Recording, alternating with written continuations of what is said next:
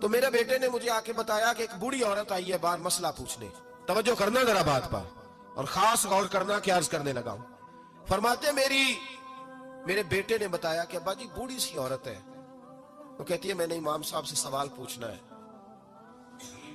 فرماتے پردے کے پیچھے بٹھایا, میں بھی بیٹھ گیا تو بی بی آئی اور جچے تلے لفظوں میں فٹافٹ اس نے بات شروع کر دی. عورت کو حکم ہے غیر محرم سے بات کرے تو میٹھے انداز میں نہ کرے, میٹھے انداز.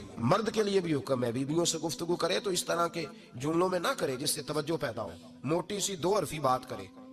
یہ سارے میرے بھائی ان چیزوں کا دھیان رکھا کرے. عورت غیر محرم کے ساتھ میٹھی گفتگو کرنا, دلوں میں کجی پیدا ہو, یہ منع ہے.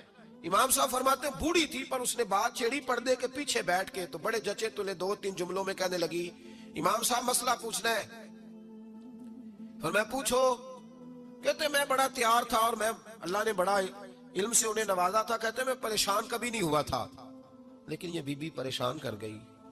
یہ متقی لوگ تھے. فرماتے ہیں میں نے کہا بی بی پوچھو.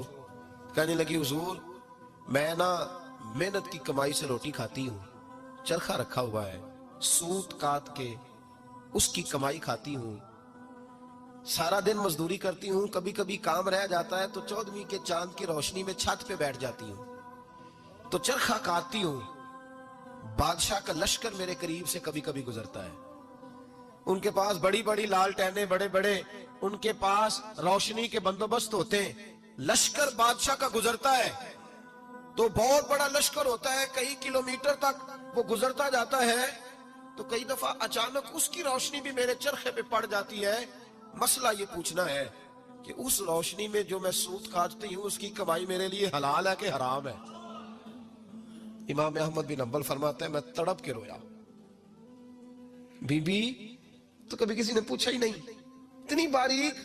کہنے لگی بیوہ ہوں, بے اولاد ہوں, مزدوری کر کے روٹی کھاتی ہوں. پوچھنا یہ تھا. او بھائیو یہ بھی تو یہی وقت گزار کے گئے ہیں نا, یہ بھی وہی قرآن پڑھتے تھے جو ہم پڑھتے, یہ بھی اسی رسول کا کلمہ پڑھتے تھے جن کا ہم پڑھتے, یہ بھی اسی دین کے ماننے والے تھے جس کے یہ لوگ ماننے والے. ہم کدھر نکل گئے؟ پرواہ ہی نہیں, حلال اور حرام کی تمیز ہی نہیں. لیکن اولیاء اللہ کی صفت.